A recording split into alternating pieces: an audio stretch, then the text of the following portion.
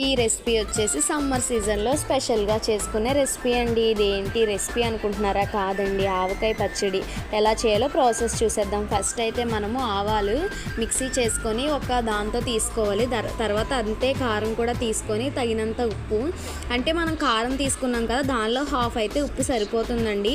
Next అందులో మెంతులు వేసుకోవాలి. మెంతులు, వెల్లుల్లి కూడా పొట్టు ఒలిచేసి నీట్గా వేసుకోవాలి. నెక్స్ట్ మనం తీసుకున్న ఒక కప్పు కారానికి 4 కప్పులు ముక్కలు అనమాట. ముక్కలు ఫస్ట్ ఆయిల్లో అయితే వేసుకొని తీసి అప్పుడు ముందుగా మనం మిక్స్ చేసి పెట్టుకున్నాం కదా కారం, అవి అందులో వేసుకోవాలి.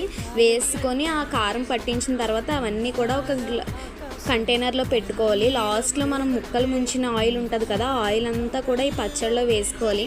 పచ్చడికి వేరుశనగ ఆయిల్ కానీ లేదా నువ్వుల నూనె ఉంటుందండి, అదైతేనే చాలా టేస్టీగా వస్తుంది తెలుసా. ఇంకా పచ్చడి అయితే రెడీ. 3 days తర్వాత మళ్ళీ ఎండలో పెట్టాలి. అంతే, బై బాయ్.